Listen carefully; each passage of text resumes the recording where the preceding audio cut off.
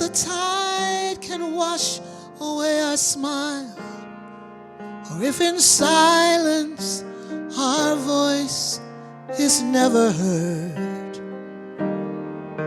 But we know of a moment when we feel our life. That's the time we hear the sacred word. Hold on to life the way it was meant to be. For the colors, the ages, the times that have passed. Hold on to life the way it's supposed to be. So the pictures and love, so the heart we're made of will last.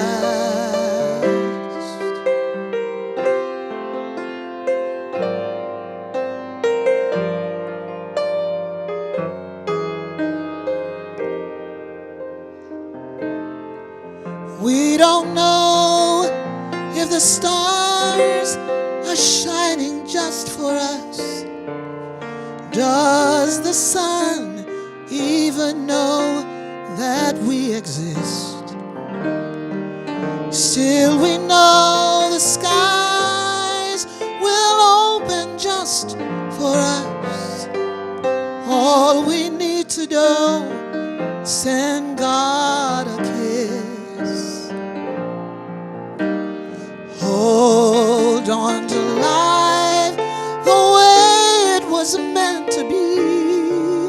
For the colors, the ages, the times that have passed.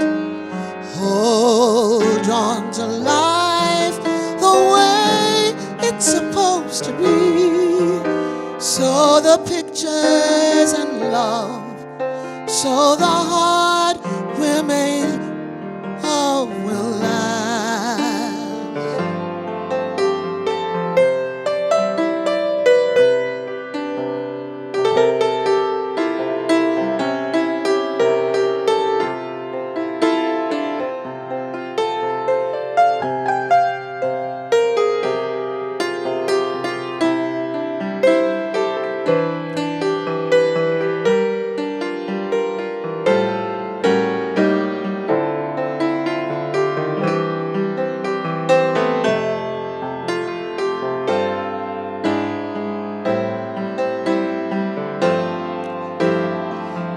Hold on to life the way it was meant to be.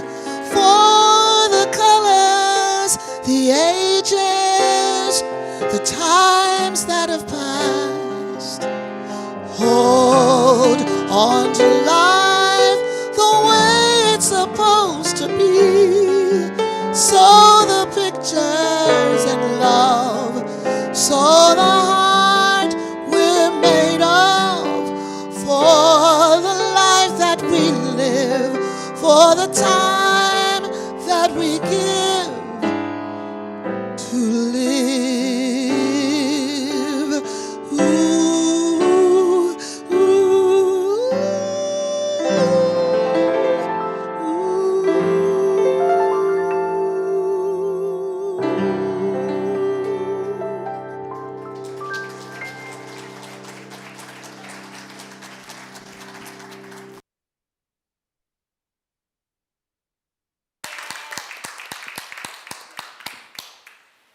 Thank you, Brannis.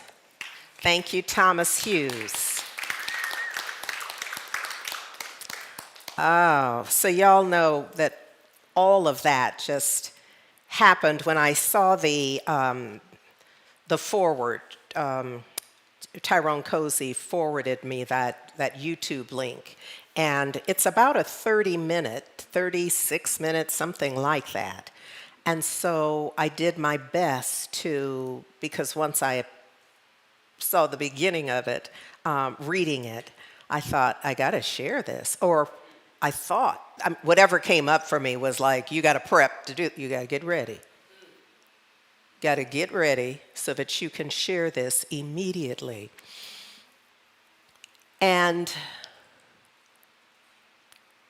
it still fits with what we're up to, this notion of the audacity. There's something I say to, I don't know presidential customs for President Tur, but there's something in me that says the audacity to not just write, but write early. Get in first. Do y'all feel that? That there's something about the one who's like, not only am I writing, but I'm writing now.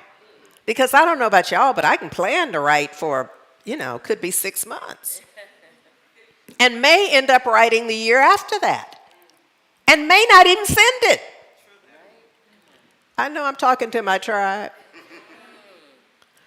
But President Tur got the thing written and sent and got a response.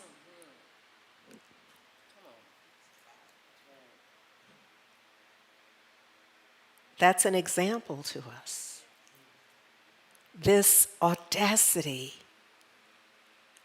of hope and to hope is something for us to rock with, to work with, to know something more about, to be with. Yes? Yes. Because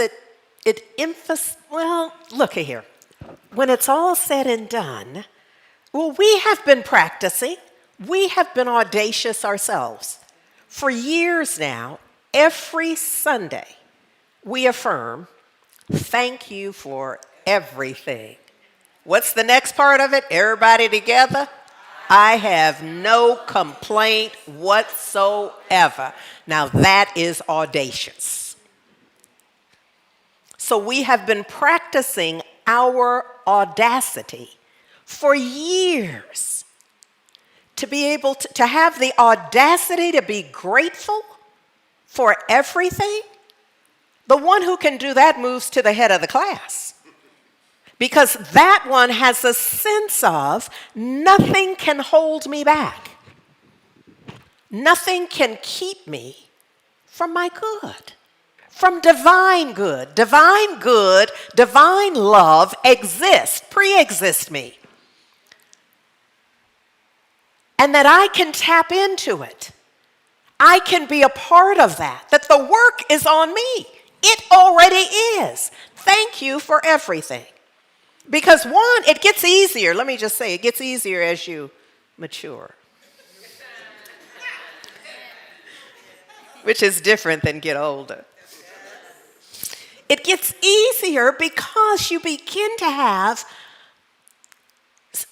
to become aware of so many experiences. The ones that scared you spitless, the ones that you thought would take you out, or have you take somebody out, possibly both. But now you know that tucked in there somewhere was a blessing. That you never would have known that about yourself.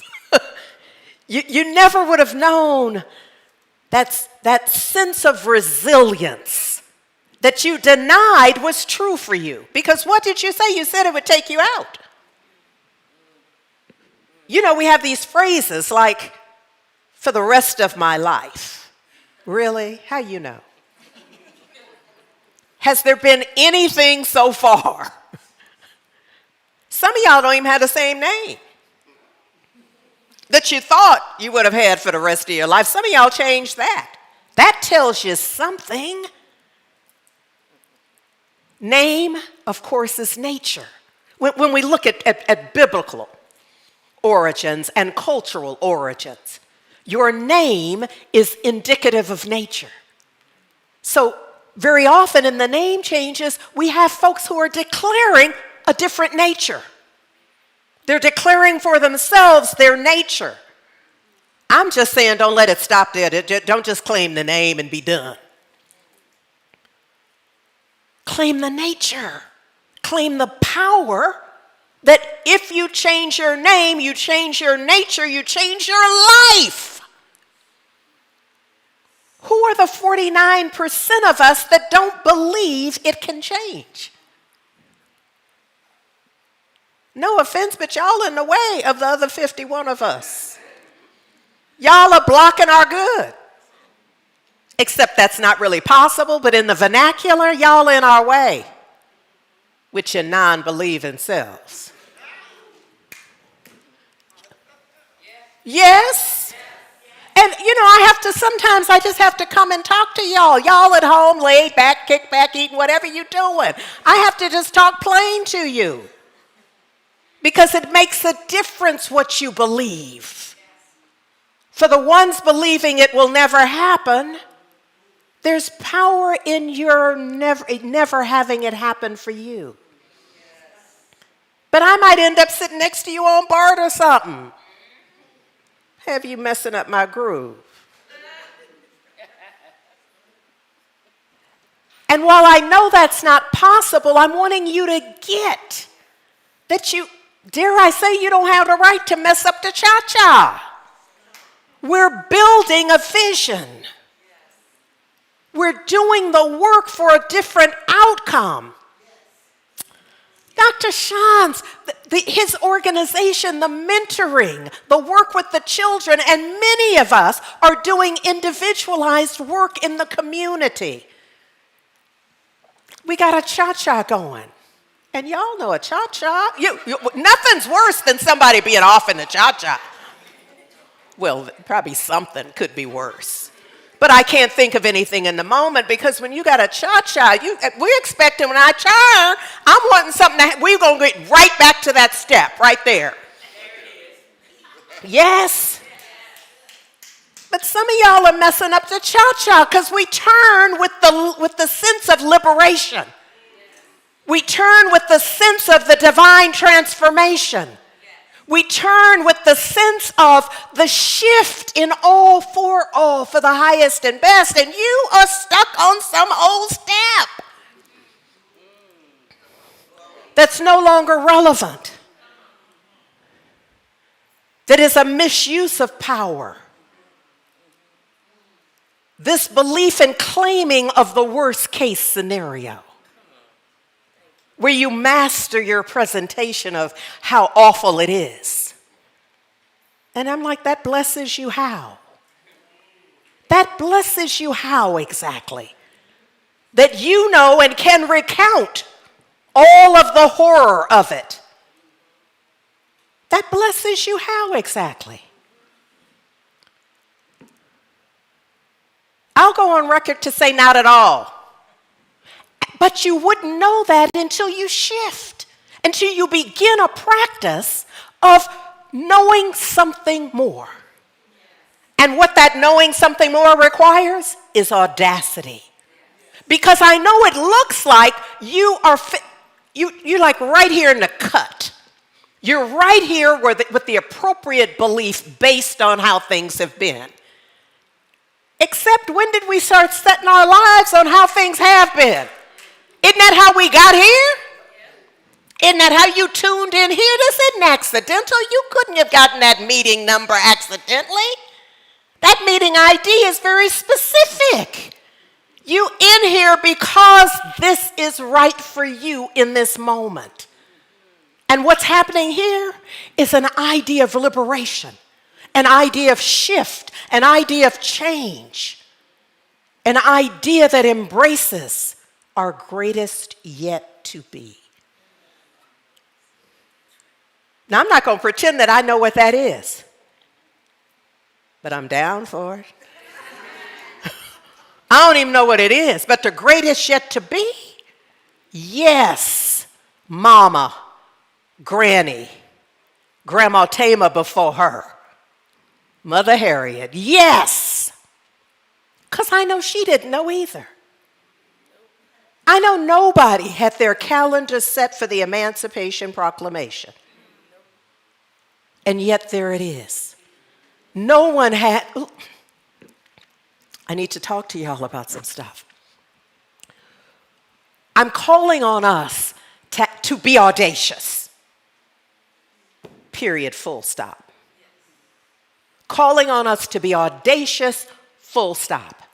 to have the audacity to hope, to give thanks. Thank you for everything. I have no complaint whatsoever. The audacity to know. To know. So next time Pew Research is out asking people, we're going to know that another day is coming with some outcomes that we're willing to sign up for. Who else are you expecting to know that? Somebody has to know it. Who's going to know it? See, there's some folks who are signed up to know it, and they don't have your name in mind. They're knowing some other stuff. So this is a call for each and every one of us to know the highest and best, to believe that, to believe in a better day, a better way, to believe in change and transformation that begins in our thinking.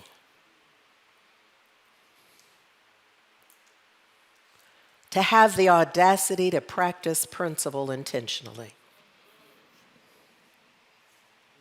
Yeah. To speak the truth. Some would say to power, I'm saying just speak the truth. The more we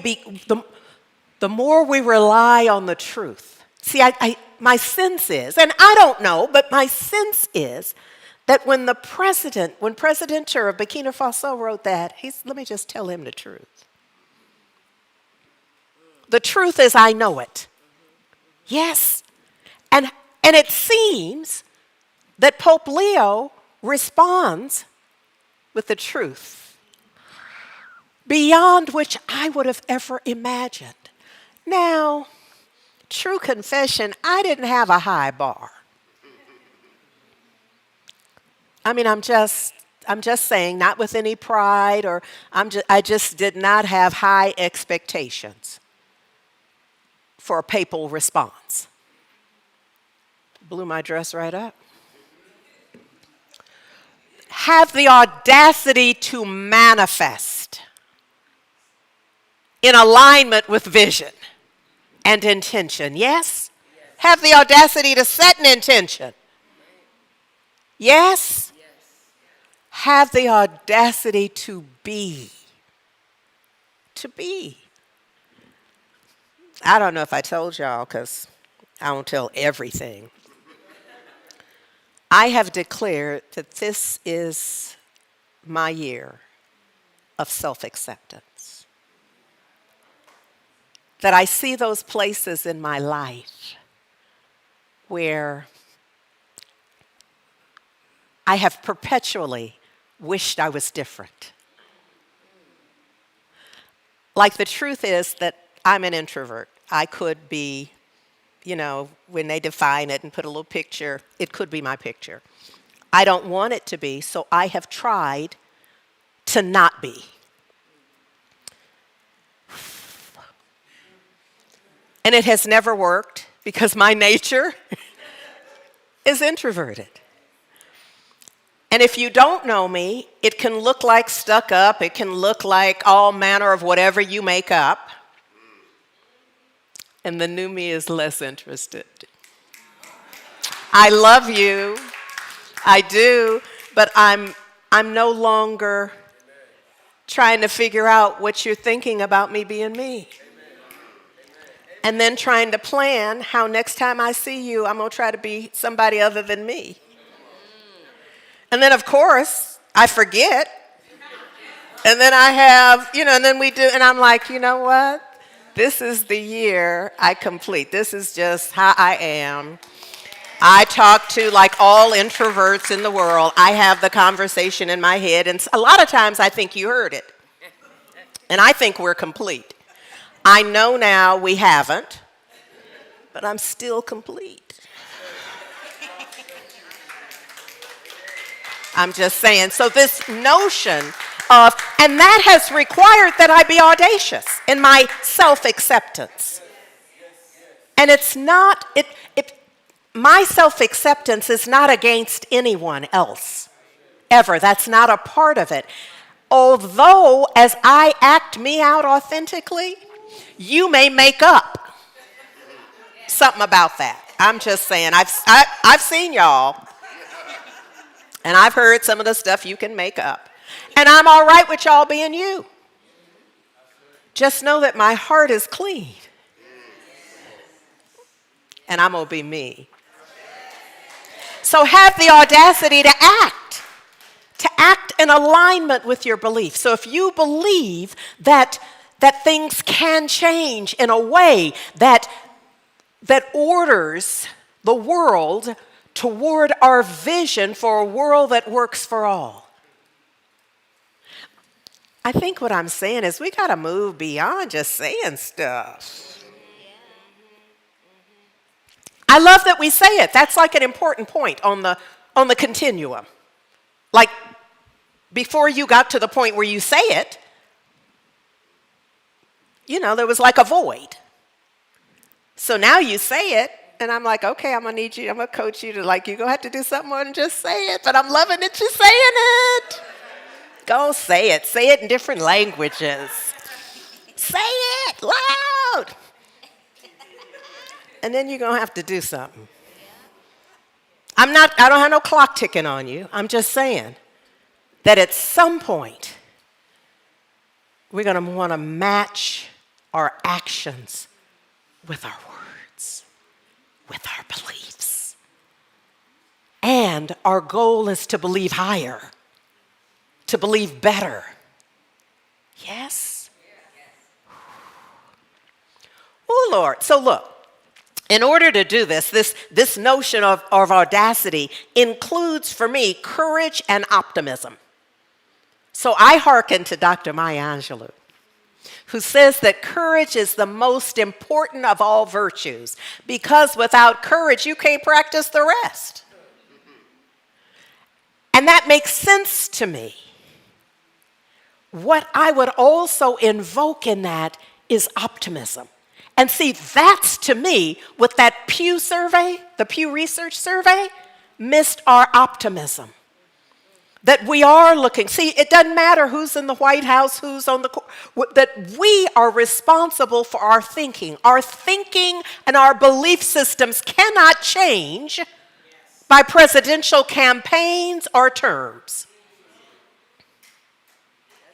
Or any branch, judicial, executive, none of that. Yes, congressional. That doesn't change our belief. It may change our actions, but not our beliefs. It's like, get the order straight of that. Yes. Okay, these people get it. And Brannis. Can I get some other folks in on me too? Y'all at home, are you in? Are you feeling that this is a call to be? It's a call to be engaged. So look, where I left off, Brother Ishmael Tete was here last week, but the week before, I got caught up trying to share with you from 365 Days of Richer Living. I didn't even know that's where it was. I could not recall exactly where it was from, and it's August 5th. It's entitled, I Am Divinely Optimistic. And I really would love to enroll you in trying this on for size. It says that the hopeful, those who have the audacity to hope, have always managed to lift the world a bit and bless their fellow people. I'm in. Yep, let's be hopeful. Why don't we?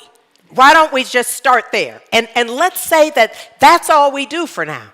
But Ernest Holmes and Raymond Charles Barker, the authors say that with their eyes upon good, remember I'm talking about vision and intention, with their eyes upon good, better, best, they have walked forward on a pathway of blessings because blessings follow the optimistic. One, because they see them more readily. They're not blinded by negative thinking. But I'm not telling y'all nothing. Each and every one of you have an optimistic friend. And for many of you, that one gets on your nerves. Tell the truth. Because they always are seeing the light side. They are forever, and you're trying to drag them into some form of black reality. And they are forever trying to paint a larger, brighter picture for you, to your chagrin. Ernest Holmes and Raymond Charles Barker say, before me lies an eternal possibility. That's true for all of us. Say that, please, with me. Before me lies an eternal possibility which awaits my exploration. Now that's enough. I ought to pass the basket right here. Yes, because this idea of their, first of all, this truth telling that there is an eternal possibility and what it is awaiting me getting into it. Me seeing what part of it I am willing to engage. What part of it I am willing to call forth, to take responsibility for, to get into. Even though my world tells me much is impossible. Like those folks in the pew. Research, right? Some of those folks said that this was virtually impossible. It's not going to happen. I still declare my possibility in God. You better ask somebody, because that's not changing my mind. It may slow my roll for a moment while I regather myself, but because I got ready, I know I can stand in knowing something more than the party line. Yes. Oh my goodness. I know that nothing can be withheld from me. What? But it's conditional now. Nothing can be withheld from me if my consciousness is clear and positive. If I've gotten ready. If I've done the work so that I know who I am, also known as whose I am, so that I am clear about how I rock and roll. That I am an optimist, that I am a believer in the greater good. I am looking forward to the day when there is equality. I am looking forward to the day when the children are all fed. And that's not a conversation. Can you imagine with me for a moment when somebody's talking about the children going hungry and our faces are screwed up? We're like, what children where?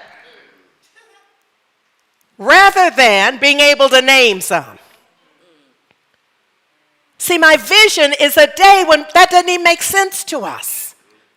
When we're saying, on what planet is that happening? Where the elders are not safe. What? Where are they allowing that to be so? Because we're getting ready to go there and straighten that out. Because we know the importance of that and we've done the work. Is this making sense? See, I want to see our faces screwed up. Homeless encampments, so much that we've had to coin a term, unhoused. See, I'm going to need you to think about this. Not that the term isn't more appropriate, but language follows form. So when you have to come up with a term for something, it means you got the thing. Who are we? That on our watch, we have homeless so long that we now have to have a term that feels different somehow. How about we just don't have that as our experience? Rather than trying to relanguage. Now see, I'm not pretending I know how, but I know that. And some of y'all know how. Some of y'all work in those ways. Some of y'all have insights in that way. And this is the call. This is me calling us out. With whatever the part is you can do. Nobody's expecting you to do the whole thing. But there's a part for you. Oh, let me get there, y'all. I can't. Well, fortunately, I still have a contract here. So I'll be back, but I'm not even going to, okay. We'll get back to this, because I gotta, well, wait, let me see. Do this.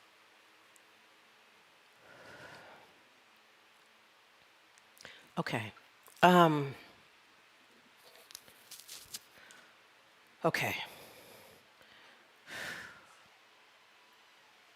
Father, help me. Okay. All right. All right, we're going to come back to this. Look. Sometimes, see, I'm such a visual person that it helps me to see something, to have an example that can be clear. So I'm going to do my best to offer an example of where our being audacious, where our having the audacity and the optimism, the courage and the optimism to stand in something that for many wouldn't make any sense. Why would you possibly do that? So can I take you to the Montgomery bus boycott? So Joanne Robinson played a crucial role in organizing and publicizing the Montgomery bus boycott after Rosa Parks was arrested. So look, what we noticed through, no shame, no criticism, really. I'm just lifting up that unless you pay close attention, the women were not honored or lifted up for the all in all. So very often when I bring you something, I'm going to highlight somebody who's been in the shadows, even though they were about the whole thing. I hope that's all right. Yes. All right. So on Thursday evening, December 1st of 1955, Joanne wrote the text for the flyer. That was the same day, that evening, Rosa Parks had been arrested. Okay, so that evening, later that night, she wrote the text for the flyer calling for Negroes to boycott the Montgomery bus system. That night, she, John Cannon, and 2 students used the mimeograph machines at Alabama State College. Now, some of y'all haven't seen no mimeograph machine, but it is not putting the paper in the laser copier and pushing a button. So the fact that she created 52,000 flyers meant that she had worked that arm till she was cut. And I guess they took turns, so everybody had one cut arm when it was all said and done. These flyers were then distributed to the Negro citizens of Montgomery, and the boycott began with that. Now, I have always wondered exactly how, if you've done any organizing, you are particularly interested in how'd they do that? And now you know that sister got access to the mimeograph machine and wore it out. Yes? And then they went out and they passed it out. So she was instrumental in the planning and implementation of the boycott. Her organization, the Women's Political Council, was key to the boycott's success. So I have a little video for you. If we play that, it's short and powerful. In Montgomery, Alabama, people looked at how they were being impacted negatively by their society, and they assumed responsibility for change. Joanne Robinson was an English professor at Alabama State University, and she headed up an organization called the Women's Political Council. Joanne Robinson had an episode on the Montgomery bus where she is accosted by a bus driver, and she leaves the bus, in terror. She thought the bus driver was going to hit her as he demanded she sit in the black-only section in an almost empty bus. When she talked to other women in the Women's Political Council about this episode, she found out that they had similar experiences. There were a number of arrests in 1955 of black women who were violating the segregation ordinance on the buses. And on the night of December 1st, when Rosa Parks is arrested, Joanne Robinson springs into action, and they actually execute this plan to initiate a bus boycott. At the time, most people rode the bus to kind of get around. There weren't as many cars on the road. So you begin to realize that if we don't ride the buses, we are able to kind of break the system to a great degree. Joanne Robinson comes on campus late that night with a couple of students, runs off 50,000 flyers. The next morning, between classes, they pass out these flyers. She calls a civil rights attorney, Fred Gray. She calls E.D. Nixon, labor organizer, really the recognized leader of Black Montgomery. And they decide to endorse the boycott. They organize the Montgomery Improvement Association to execute and to coordinate the activities surrounding the Montgomery bus boycott.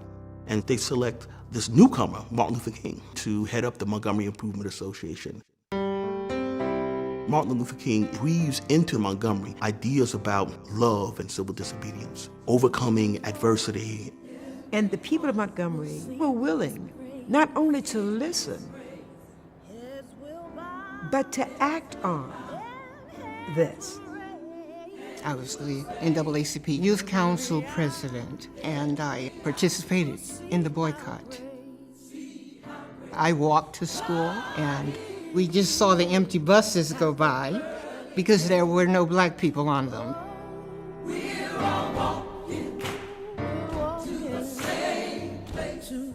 At the time that this movement began here, we had about 50,000 African Americans living in Montgomery, and there were pretty close to 50,000 black people who worked together during this bus boycott. We stayed off the buses and found other ways to get to where we needed to go. And so they bought station wagons.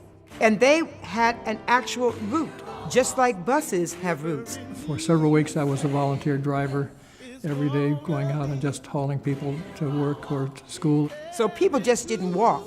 They rode, but they rode on a system that they created. 382 days. That's a long time. Can you imagine how empowered people felt? It's like, we did what? The Montgomery bus boycott says to the nation that segregation is no longer the law of the land, and that the formula for attacking segregation in all of its facets is going to be nonviolent civil disobedience on one hand and litigation on the other. The boycott was one of the greatest examples of civic engagement of the 20th century.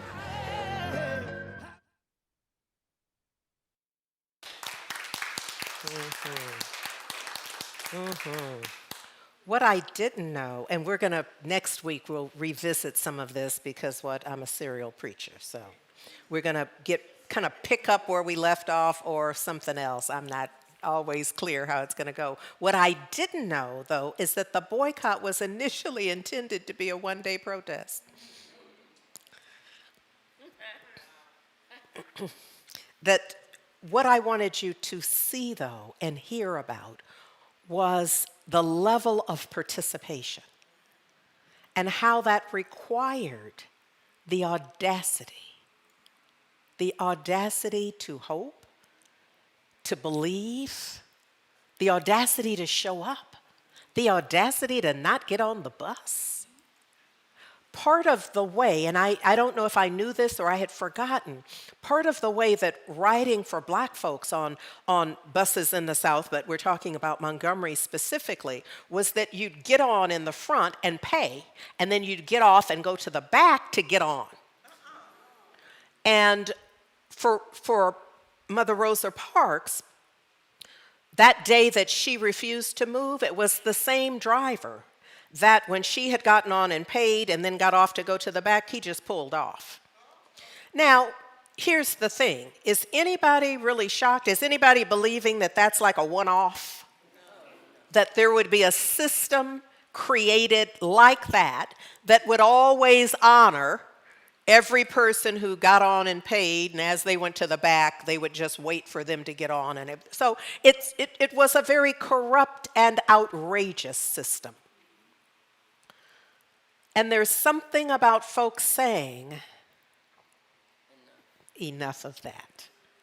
Enough of that. Initially, I didn't know this either, that the demands did not include changing the segregation laws. See, you don't have to know the whole story when you get in. What they say is that the group demanded courtesy, the hiring of black drivers, and a first-come, first-seated policy, with whites entering and filling seats from the front and African Americans or Negroes from the back. You see how that would have worked? So the white folks would get in from the front and they would fill the seats this way, and then black folks would fill this way, so they wouldn't immediately have a demarcation line. Whatever, it didn't matter, because once the women got involved, and as we heard about from the organization, that it turned into calling for complete desegregation. But I wanted you to hear that because you don't know. You don't know how it's going to start. And some of y'all immediately say that ain't enough, and I'm not playing. Well, not y'all, but the ones at home. Some of y'all at home, the people in here are letting me know because they're looking at me like they don't know what I'm talking about. So it must be y'all who are doing it. Where the idea is shared, but it can't go forward because the cultural response is, that's not enough. But you see, this was a one-day protest that turned into a year and a month. I'm just saying, y'all. What came to me, I was just wondering what our version of a boycott would be. I don't have any idea. The question was, what is our version? But I'm not the boss of versions. That's going to be our collective grassroots response, and that would be, it's like a talk amongst yourselves, because I'm not pretending like we all going to agree. If we stayed here all day and we got the little, folks would do, no, I'm getting ahead of myself. If we stayed here all day and provided, did whatever we had to do, we still wouldn't. So my sense is, today, it's going to be a number of things. Somebody already knows what they're doing on social media. Somebody already has a sense of, here's how I'm going to do it. Somebody's been inspired by President Tur. They're writing. They already have the letter written in mind. Somebody else has they're going to put their blog and their vlog to new use. What they've been doing. Somebody on TikTok is like, I done topped my last tick. Instead, I'm going to do something different with this audience. I'm going to share something more. Yes? See, I don't know. I'm not going to pretend I know, but I care deeply. Look at here. Ernest Holmes wrote, but no. When it's all said and done, this is James Cleveland. I don't feel no ways tired. See, after 380 some days, I don't feel, because what? I'm doing it for a higher cause. I'm doing it for a greater good. Part of that lyric says, I've come too far from where I started from. Somebody needs to know this with me. Nobody told me that the road would be easy. I don't believe he brought me this far to leave me. Yes. So we got our soundtrack. We got the beginning of our playlist from a point of awareness. Yes. And we know, each of you knows what's yours to do. You may not be in full touch with it and have all the piece parts and be ready, but you do know. And what I want you to know for true, for certain, is that God's got it. God's got it. Brannis McKenzie wrote these lyrics. I don't need to worry or fret what the outcome will be, because I know it's already done unto me as I believe. That's why we got to get our belief together and believe righteously, believe audaciously, believe beyond. Yes. Brannis McKenzie and Thomas Hughes.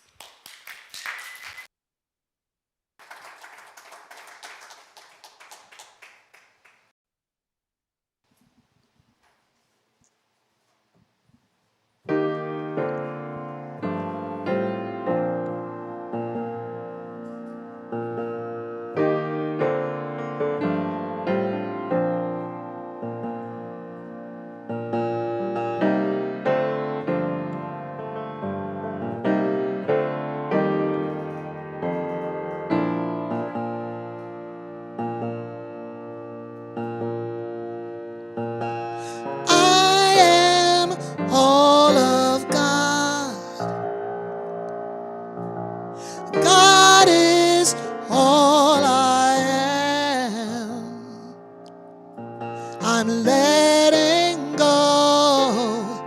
Now for sure, God's got it.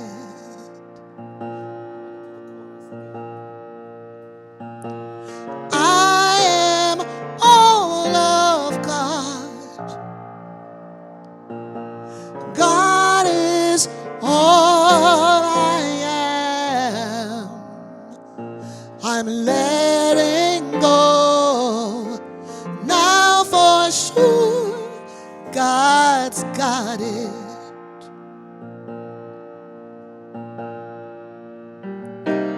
What can I do but remember that I'm not alone?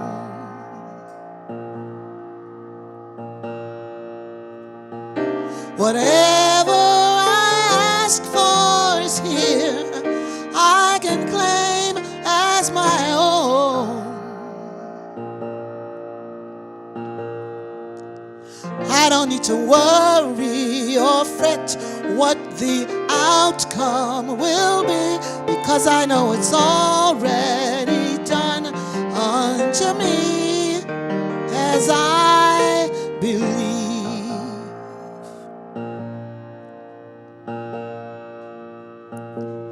I am all of God. God is all I am. I'm letting go. Now for sure, God's got it.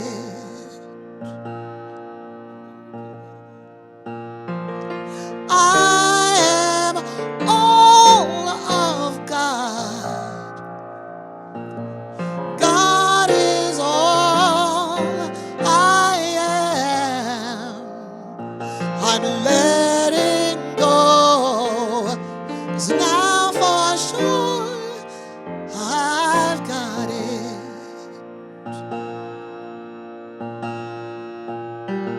I'm changing my worry to love, faith, and trust, knowing God.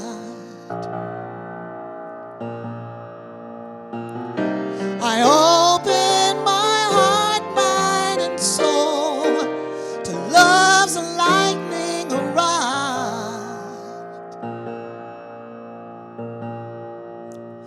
I don't need to worry or fret what the outcome will be, because I know it's already done unto me.